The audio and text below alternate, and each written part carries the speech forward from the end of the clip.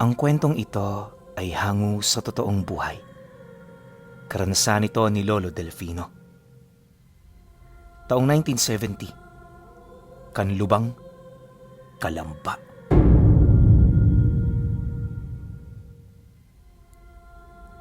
Noong mga panahong ito, may nakatirang matanda sa Kanlubang na kilala sa tawag na Lolo Delfino.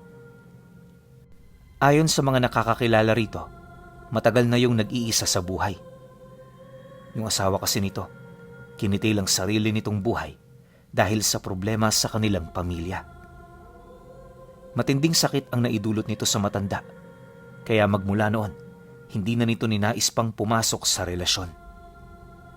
Naging kontento na rin ito sa buhay kasama ang anak nitong lalaki na si Fabian. Sa totoo lang pinuno, kahit malapit sa baryo ang bahay ni Lolo Delfino, hindi ito gaanong naglalalabas. Pumupunta lang din yun sa sentro kapag meron itong bibilhin o hindi naman kaya'y makikigapas ito sa pinakamalapit na palayan.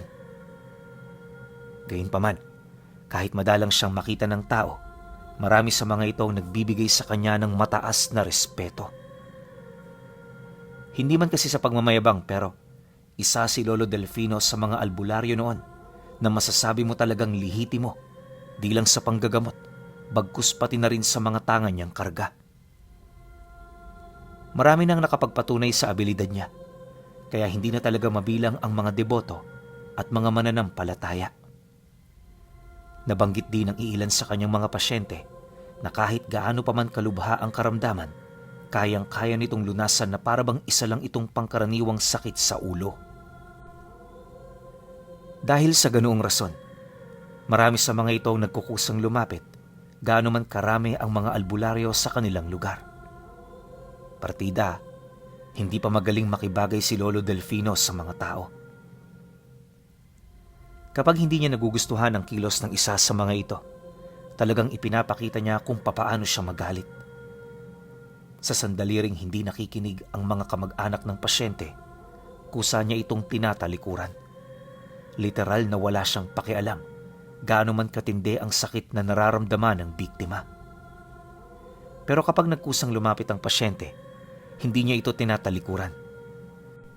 Sadyang ayaw lang talagang makaengkwentro ni Lolo Delfino ang mga taong masyadong mataas ang tingin sa sarili. Akala nila alam na nila ang lahat, pero para lang silang mga batang mangmang. Walang kaalam-alam sa kung papaano umiikot ang buhay sa sanlibutan. Dahil sa ganun niyang ugali, may mangilan-ngilan sa kanilang mga kababaryo ang palihim na nagtatago ng galit sa kanila. Minsan nga, napagdidiskitaan sila nitong batuhin ng mga babasagin kapag gabi. Imbis din na patulan, pinababayaan na lang nila ito. Palagi ring sinasabi ni Lolo Delfino na hanggat hindi sila nasasaktan, hahayaan nila na gawin ng mga ito ang kanilang mga nais. Ang kaso lang, matapos niya itong ilahad sa kanyang anak na si Fabian, inabot lang din ng ilang araw bago may mangyari ritong hindi kaaya-aya. Si Fabian kasi pinuno, palagi talaga itong pumupunta sa baryo para dumiskarte. Kung hindi ito nagbebenta ng kung ano-ano, nagiging utusan ito ng mga taong kailangan ng kanyang serbisyo. Subalit, isang hapon pag-uwi ng anak niya, nakita niya itong may mga pasa sa muka. Paika-ika na rin ito kung maglakad, tapos palagi itong nakahawak sa kanyang tiyan. Malalim din ang paghinga ng bata, animoy hindi ito tinigilan ng mga taong nang diskita sa kanya. Paglapit naman ni Fabian sa kanyang ama, dito na nagsimulang bumuhos ang emosyon. Halos mangyak-ngyak ito habang inilalahad ang mga nangyari. Nang marinig naman ni Lolo Delfino ang sinabi ng kanyang anak, mahinahon naman niya itong hinawakan sa ulo habang nagsasabi ng, "Hayaan mo sila. Ang importante hindi ka gumanti. Alam mo, Fabian, ang mga taong marahas sa kapwa, merong nakalaang ganti para sa kanila. Hindi man ngayon, pero alam kong darating ang araw na yon. Pumasok ka na at gagamutin na kita." Nang mailahad naman niya ito sa kanyang anak, Dali-dali naman niya itong inalalayan papasok. Ilang oras ang lumipas, nagpahinga na ito dala ng matinding pagod. Hanggat maaari, iniwasan niyang ilahad dito ang kanyang mga binabalak sa pagsapit ng gabi. Bilang ama kasi, masakit para sa kanya na makita sa ganoong kalagayan ang nag-iisa niyang anak. Sa paglalim naman ng gabi, walang ibang ginawa si Lolo Delfino kundi ang tumambay sa labas ng bahay habang nag-iisip ng malalim. Paulit-ulit niyang sinasagot ang lahat ng katanungan sa kanyang isipan nang sa gayoy magkaroon siya ng isang matibay na kasagutan. Pagsapit ng 10:00, dito na nga nagdesisyon si Lolo Delfino na gawin ang kanyang nais. Bago siya umalis ng bahay, sinigurado muna niyang gising ang mga nilalang na magbabantay sa kanyang anak at sa kanilang tahanan. Nag-ihip na rin siya ng mga usal sa kanyang hangin upang masigurong hindi makakapagpahinga ang mga salarin sa nangyari sa kanyang anak. Ilang minuto pa ang lumipas, bitbit ang dalawang mahabang kadena, dahan-dahan niyang tinahak ang daan patungong sentro. Wala mang takip ang muka, hindi siya nakaramdam ng pagkabahala, gawa ng may mga inilapat na siyang usal sa kanyang katawan upang manatiling sikreto ang kanyang pagkakakilanlan. Maya-maya pa, pagdating naman niya sa bahay ng mga kalalakihang sangkot sa pananakit sa kanyang anak, nakita niya itong sama-samang nakatambay sa labas habang walang patid sa pagyupyup ng sigarilyo. Abala rin sa pag-uusap ang mga ito, kaya hindi siya nito napansin kaagad. Nakuha lang niya ang atensyon ng 5 lalaki nang tumapat na siya sa kinaroroonan ng mga ito. Pagsilay naman ito kay Lolo Delfino, agad naman siya nitong namukhaan. Ngunit imbis na masindak ang 5, kaswal siya nitong nilapitan na animoy kayang-kaya siya nitong pagtulungan. Dahil sa pangyayaring yan, sa halip na masindak ang matanda, nakaramdam siya ng hindi maipagkakailang tuwa. Aminado si Lolo Delfino, ganong tipo ng tao ang gusto niyang pabagsakin at parusahan. Hindi nagtagal, napansin niya ang iilan sa mga ito na parang umaamba na sa kanya ng suntok. Dikit din yun ng dikit sa kanya para hindi niya magamit ang daladala niyang mga kadena. Dahil dito agad naman siyang nagsalita upang mailahad sa mga kalalakihan ng kanyang pakay. Tanong niya sa mga ito, bakit pagtutulungan nilang 5 ang matandang wala ng kakayahang lumaban? Mariin din niyang inilahad, hindi magiging maganda ang kahinatnan ng lahat kung susubukan ng mga itong saktan siya kagaya ng ginawa nito sa kanyang anak. Nang marinig naman yun ng 5, agad naman itong nagsitawanan. Paglapit naman ng isang binatang animoy na mumuno sa grupo, agad naman siya nitong binatukan, sabay wika ng, "At ano naman ang gagawin mo, tanda? Papagalitan mo kami? Gagamitan mo kami ng orasyon?" Kung mga tao rito naloloko mo sa pinaggagawa mo, ibahin mo kami dahil hindi kami naniniwala sa mga kalokohan mong yan. Pagkasambit naman ng lalaki ng mga masasakit na salitang binitawan nito, bigla na lamang itong natahimik na parabang may kung anong humarang sa kanyang lalamunan. Habang unti-unti itong nawawalan ng hangin sa katawan, pilit naman itong gumagawa ng paraan para makahinga. Ang kaso lang, hindi niya ito nagawa pa. Nang akmang mawawalan na ito ng ulirat, agad namang inalis ni Lolo Delfino ang binitawan niyang usal. Pagkatapos nito, bumalik sa normal ang binata. Yung mga kasama nitong nakakita sa pangyayari, halos hindi makapaniwala sa ginawa ng matanda. Kabata-bata mo pa. Masyado ka ng hambog. Mapagmataas. Akala mo alam mo na ang lahat. Sinasabi ko sa iyo, Totoy, wala ka pang ideya sa mundong kinagagalawan mo. Magpasalamat ka. Hindi ako ang tipo ng taong madaling pumatay ng tao.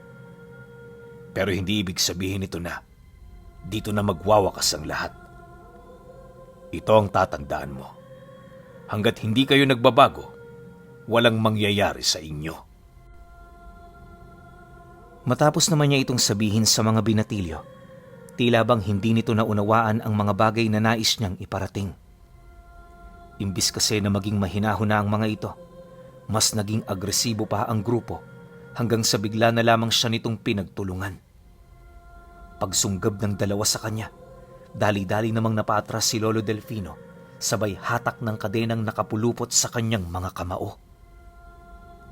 Maliliit lang na pirasong mga kadenang yon, pero pagtama nito sa katawan ng kanyang mga kalaban, nagdulot ito ng hindi maipagkakailang sakit. Dahil sa ganoong pangyayari, agad namang napaatras ang mga tinamaan habang namimilipit sa sakit. Yung iba namang may lakas pa, nagpatuloy sa pagsunggab sa kanya hanggang sa matamaan na rin ito ng mga dala niyang kadena. Makalipas pa ang ilang minuto, nang mapansin niyang hindi na makalaban ng 5, dito na siya nagsimulang mangaral ukol sa magandang pag-uugali na dapat tinataglay ng mga ito. Ngunit sa kasamaang palad, hindi yun nakinig sa kanya. Hindi nagtagal, nang mapagtanto naman ito ni Lolo Delfino, tahimik naman siyang lumisan nang hindi pa naaalis sa katawan ng mga ito ang sumpa ng kadena. Lumipas ang gabi, agad naman siyang dinayo ng pamilya ng mga bata. Galit na galit ang mga itong nagtatatalak sa kanya dahil sa mga tinamong pinsala ng mga anak nila. Ayon pa sa mga ito na, magmula nung hatawi ni Lolo Delfino ang mga ito ng kadena, hindi na bumuti ang mga lagay nito. Hirap na rin yung tumayo, tapos hindi nawawala ang lagnat at ubo nito.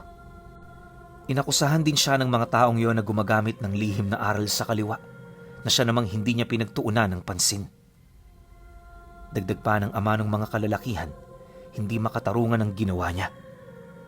Bukod sa pumapatol siya sa mga bata, gumamit din siya ng armas na maaaring makapatay sa mga inosenteng buhay. At ang naging akto niyang yon, isang patunay na hindi siya mabuting tao. Maaaring ginagamit lang niya ang pagiging albularyo para makatakas sa mga ganoong uri ng problema. Nang marinig naman ni Lolo Delfino ang sinabi ng mga pamilyang nagrereklamo, hindi naman niya ito pinakitaan ng kahit na anong pagsisisi.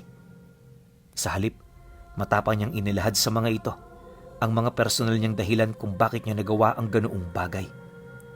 Nanindigan din siyang hindi niya babawiin ang anumang inilagay niyang parusa sa mga ito bilang tanda ng kanyang galit ukol sa ginawa nito sa kanyang anak.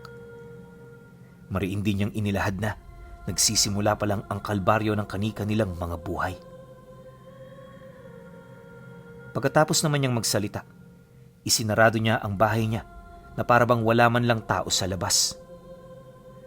Dahil dito, agad naman siyang pinagmumura ng mga kapamilya nung binugbog niya. Paulit-ulit din siya nitong binantaan ukol sa kanyang mga masasamang ginawa. Matanda ka na, Delfino! Kahit anong lakas mo, may makukuha at makukuha kaming papantay sa'yo. Maghintay ka lang. Darating din ang araw mo. Matapos namang makapagsalita ng isa sa ama ng bata, agad naman yung umalis. Bagaman may mga pasyente siyang nakapila, hindi ito sapat para mapigilan ang mga bagay na nais nitong ilahad sa kanya. Pagkaraan pa ng ilang minuto, nabalot ng usap-usapan ang buong lugar. May mangilan-ngilan mang umatras, marami pa rin ang nanatili para magpagamot. Dumaan pa ang mga araw. Unti-unti nang nawawala ang mga taong may paniniwala sa kanya. Hindi man ito gaanong pinagtuunan ng pansin ni Lolo Delfino, lalo pat alam niyang likas na sa mga taong tumaligod sa mga kapwa nilang nakagawa ng masama. Isang pagkakamali lang, lahat ng mabubuti nitong nagawa, hindi na nila ito maaalala. Dagdag pa niya na, pangkaraniwan na itong pag-uugali ng tao, kaya sa lahat ng oras matimbang para sa kanya ang sarili niyang pamilya. Sa pagpapatuloy ng ganoong pangyayari, dito na niya unti-unting napapansin ang iilang mga taong hapong-hapong nagmamasid sa bahay nila. Noong una, hinahayaan niya lang ang mga ito.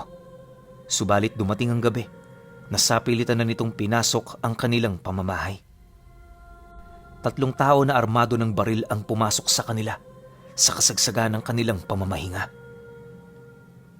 Dahil sa nataong puyat noon si Lolo Delfino, napansin niya ang mga ito nung nakapasok na sa kanilang pamamahay. Dahil sa pangyayari, agad naman niyang kinuha ang mga kadenang nasa ilalim ng higaan, sabay ihip dito ng mga buhay na salita. Pag-itim naman ng mga kadenang yon, nagmamadali naman siyang tumakbo papalabas dahil sa sigaw ng kanyang anak. Ngunit sa kasamaang palad, bago pa man niya madatna ng kinaroroonan nito, nakarinig na siya ng 3 malalakas na putok ng baril. Pagsilay niya sa sala ng bahay, tumambad sa kanya si Fabian na wala ng buhay. 2 bala ang tumagos sa noo nito, kaya ora mismo agad yung namatay. Nang masipat naman siya ng mga taong nanloob sa kanila, nagmamadali naman yung tumakbo papalabas. Imbis din na sundan niya ang mga salarin, minabuti niyang akayin ang katawan ng anak niya habang humahagulgol sa pag-iyak. Sa puntong yan, halos hindi na niya mawari kung ano ang kanyang gagawin. Habang pinagmamasdan niya ang katawan ng anak niya, muli niyang naramdaman ang sakit noong nawala rin ang kanyang asawa.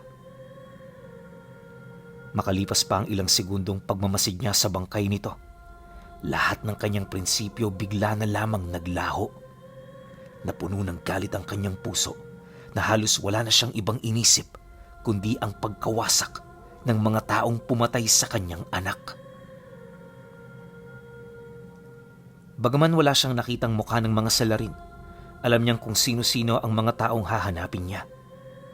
Naniniwala kasi siyang iisa lang ang kalaban at yun ay walang iba kundi yung 5 pamilya ng mga binatang pinarusahan niya. Maya-maya pa, nang bumalik naman sa normal ang kanyang pag-iisip, dito na siya nagdesisyong bumisita sa mga kaibigan niya na matagal na niyang hindi nakikita. Malayo sa lugar ng Kalamba, merong isang nagtatagong sityo sa liblib na lugar na malapit sa bundok. Bilang lang ang mga taong nakakaalam dito, kaya hanggang ngayong pangkasalukuyan, nananatili itong tago.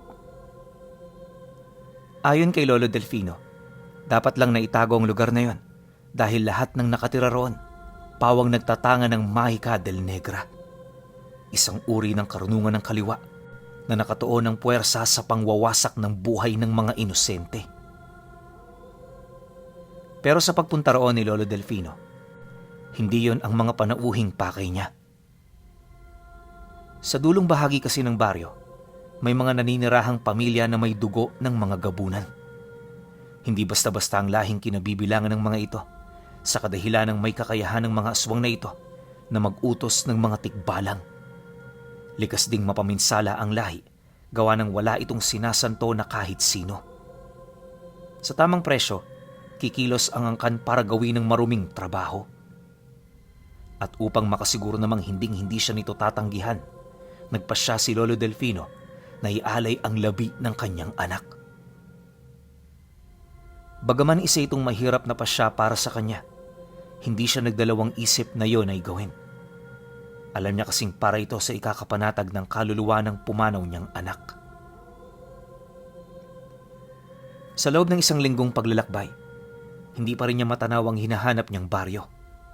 Nasa humigit 4 na bayan na rin ang kanyang dinaanan, pero nanatiling malayo ang lugar na hangad niyang puntahan. Base sa karanasan ni Lolo Delfino, inabot siya ng halos 15 araw para lamang makarating sa lugar na yon.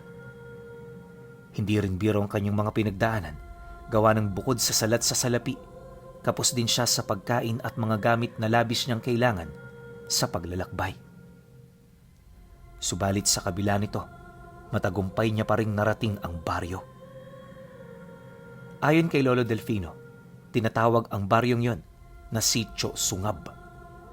Wala itong eksaktong lokasyon, lalo pat sinasabing nagpapalipat-lipat ito ng lugar tuwing sumasapit ang kabilugan ng buwan. Gayunpaman, ang mga lugar na inalisan ng sitio, kusa nilang babalikan pagkaraan ng 1 taon.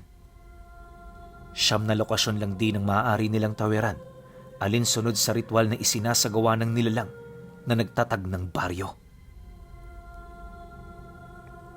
Dahil dito, kahit walang eksaktong lokasyon ng lugar, natuntun pa rin niya ito. Dagdag pa niya na, nung marating niya ang sitio, magbabandang 10:00 na ito ng gabi. Kagaya rin ng inaasahan ni Lolo Delfino, na kahit nasa kalaliman na ang gabi, marami pa rin ng mga taga roon ang may mga pinagkakaabalahan. At dahil sa kilala rin siya sa lugar, kung kaya't hindi na naging mahirap para sa kanya na makipag-usap. Pagdating naman niya sa bahay ng mangkukulam na kanyang kakilala, agad naman niya itong tinanong ukol sa angkan na nais niyang puntahan. Nang marinig naman ito ang kanyang sinabi, bigla naman itong humagikgik na para bang nahulaan na nito ang kanyang pakay. Tingnan mo nga naman. Hindi ko inaasahang darating ang araw na ito, Delfino. Isa kang albularyong may prinsipyo sa bawat salita. Kaya bakit ka naman bumaba sa level ng mga tampalasan? Sigurado ka na bang kaya mong ipagkanulo ang iyong kaluluwa para lamang sa paghihiganting gusto mong makamit? Pag-isipan mo ito ng mabuti. Bilang albularyo, alam mo ang rebuelta sa mga gagawin mong ito. Tutulad ka na ba sa amin, Delfino?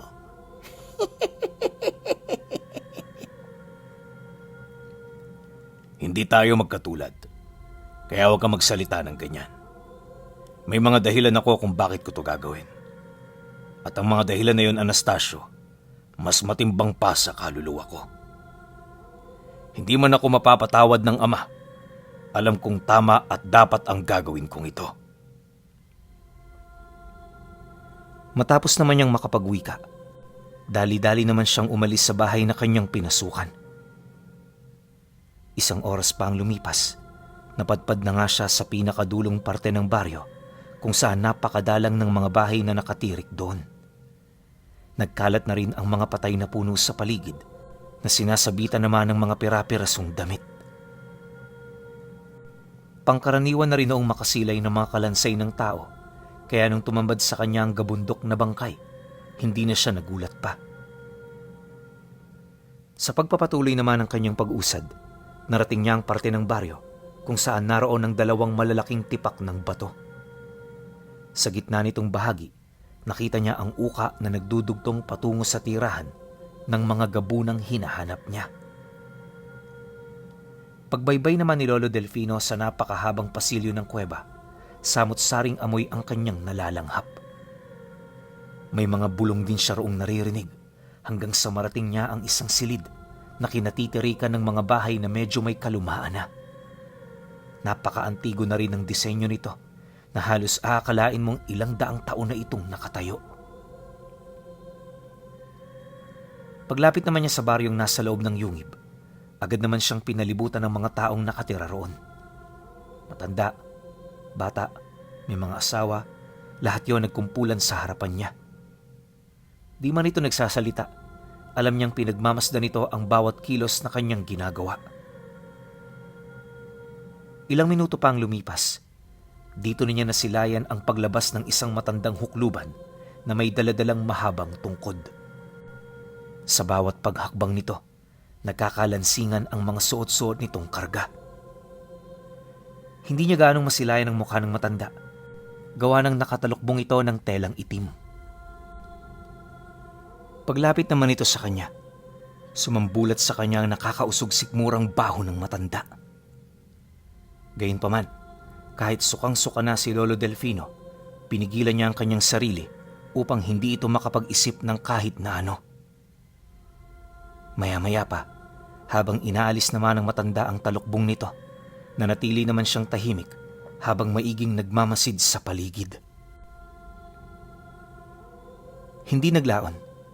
Nang tumambad na sa kanyang harapan ang mukha nito, dito niya nasilayan ang wangis ng isang matandang lalaking punong-puno ng pilat sa mukha. At dahil sa sobrang katandaan nito, pawang mga gilagid na lamang ang nasa loob ng kanyang bibig. Gayunpaman, sa kabila ng estado ng matanda, nasisiguro niyang sapat pa rin ang lakas nito para paslangin siya at ang lahat ng tao sa pinagmulan niyang baryo. Dumaan pa ang ilang segundo. Hinubad na rin ito ang suot nito. kung saan dito naman niya nasilayan ang isa pang mukha ng tao na nakadikit sa bukol nito sa likod. Bagaman hindi nakakapagsalita ang muka, kitang-kita niya kung papaano ito huminga at kumilos ang mga mata. Matapos naman itong maipakita ng matanda sa kanya, agad naman niyang hinugot ang bangkay ng kanyang anak habang inilalahad ang nais niyang ipagawa. Dagdag pa niya na sapat ng kabayaran ng katawan ng kanyang anak, lalo pat tinatangan din ito ang iilan sa kanyang mga karunungan. Mariin din niyang inilahad. Napakadali lang ng kanyang iuutos, kaya alam niyang hindi ito magbibigay dagok sa angkan. Nang marinig naman ng matanda ang kanyang sinabi, bigla naman itong ngumisi na parabang natuwa ito sa kanyang sinabi. Maya-maya pa, dahan-dahan itong hinawakan ng balikat niya na animoy hindi ito nasasaktan ng mga tangan niyang pangontra. Nakakataba naman ang puso ang panauhin kong ito. Isa sa 1,000,000 bisita ko ang mga albularyo. Alam mo, tinuturing kong swerte ang pagdating nyo, kaya na may makakaasa ka na hindi kita tatanggihan. Sabihin mo kung ano ang aming gagawin, at kami na ang bahalang tumupad nito para sa iyo. Nang marinig naman ito ni Lolo Delfino, dito na naging interesante ang mga sumunod na tagpo. Walang sabi-sabi, agad naman niyang inilahad ang kapalit ng labi ng kanyang anak. Ayon sa kanya, nais niyang dakpi ng mga ito ang mga taong pumatay dito. Gamitin nila ang lahat ng paraan para lamang matagpuan at mapatunayan ang mga salarin. Dagdag pa niya na nakahanda siyang maghintay gaano man ito katagal. Meron din siyang isang kondisyong binitawan at yun ay ang pagtutol niyang kainin ng mga ito ang labi ng kanyang anak nang wala pang kahit na anong resulta. Sa loob ng ilang araw niyang pananatili sa nayon, marami siyang nakilalang mga taong taliwas ang karga kumpara sa kanya. Nagiinit man ang dugo ni Lolo Delfino sa mga ito. Tiniis niya yung lahat para sa kanyang kapwa. Alam niya kasing sa oras na gumawa siya roon ng gulo, hindi siya sasantuhin ng mga ito. Aminado rin siyang lahat yun kalaban niya. Kaya hanggat maaari, sinusunod niya ang alituntunin ng namumuno sa lahi ng mga gabunan. Sa pamamagitan kasi ng mga ito, alam niyang walang kahit na sino ang may kakayahang gumalaw sa kanya. Dahil sa ganoong paniniwala, naging panatag siyang manirahan sa nayon na pugad ng mga taong may karunungan ng kaliwa. Nakakasindak man ito nung una, hindi nagtagal na sanay na rin siya. Ilang linggo pa ang lumipas, unti-unti nang lumilinaw ang tungkol sa mga pangyayari. Habang tumatagal, napapansin na niya ang pangangalingasaw ng labi ng kanyang anak. Akala niya mabubulok itong hindi pa nagagawa ng mga gabunan ang kanyang pakay. Pero dumating ang isang gabi na bumalik na ang grupo. Bitbit nito ang 5 binatilyo kasama ang mga kamag-anak nitong animoy walang kaalam-alam sa mga nangyayari. Pagdating naman ito sa loob ng kuweba, isa-isa itong binitay ng mga nilalang. 2 araw itong nanatili sa ganoong estado bilang pagsunod sa paniniwala ng mga ito. Sa pagsapit naman ng 3 araw, dito na ibinigay sa kanya ng mga nilalang ang mga taong pinapakuha niya. Kagaya ng napag-usapan, sa harapan niya mismo nilapa ng mga gabunan ang bawat piraso ng karne ng labi ng kanyang anak. Bilang ama, nakakapanlumo ito kung pagmasdan, pero hindi niya maipagkakailang lahat ng awa niya noong mga sandaling yon, tuluyan ng napalitan ng galit at puot. Sa tulong ng mga gabunan, pinarusahan niya ang mga taong yon sa abot ng kanyang makakaya. Yung 5 binatang pinagmulan ng lahat ng gulo, binalatan niya ito ng buhay. Ang mga kamag-anak naman ng mga ito, sapilitan niyang pinasok sa isang malaking kaldero bago pakuluan ng buhay. Pagkakuha naman niya ng puso ng mga ito, inilagay niya ito sa isang antigong plato bago isa-isang kainin. Matapos nun, tinanggap ni Lolo Delfino ang tadhanang inilaan sa kanya ng mga gabunan. Matapos niyang talikuran ng lahat ng kanyang paniniwala, niyakap niya ang aral ng kaliwa. Buong puso niyang tinanggap ang bertud ng gabunan at nung mapag-isa na sila, bumangon mula sa kanyang katauhan ang demonyong bibihirang masilayan ng marami. Magmula nang makamit niya ang ganoong kataas na antas, hindi siya nagsawang magasik ng lagim. Inuna niyang lipulin ng lahat ng kadugo ng mga taong may kaugnayan sa pagkamatay ng kanyang anak bago siya tuluyang mahuli ng isang babaylan. Yung babaylan naman na yon, pinuno, imbis na paslangin siya, sinubukan siya nitong tulungan. Isang taong naghirap si Lolo Delfino sa kamay nito bago siya tuluyang bawian ng buhay. Subalit hanggang sa kahuli-hulihan ng kanyang hininga, hindi siya sinukuan ng matanda. Yun ang nagsilbing haligi niya upang maniwalang may mangyayari pang pagbabago sa buhay na kanyang tinamasa. At dahil sa kabutihang ipinakita nito, muli siyang nakaramdam ng awa sa kapwa. Hindi nagtagal, nagpasya na rin siyang ilahad ang kanyang talambuhay sa babaylang tumulong sa kanya. Iniwasan na rin niyang sumalangsang sa mga utos nito, lalo pat alam niyang huli na para sa kanya ang lahat. Matapos namang pumanaw ni Lolo Delfino, nagsilbing aral sa disipulo ng babaylan ang kanyang talambuhay. Wala mang makaunawa sa pinagdaanan ni Lolo Delfino, alam ng babaylan na hindi ito dapat tularan. Sa lahat ng pagkakataon, kinakailangan nating pag-isipan ng mabuti ang ating mga desisyon.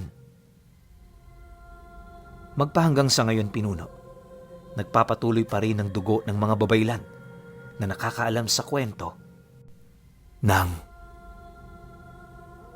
pagdayo ni Lolo Delfino sa baryo ng mga gabunan.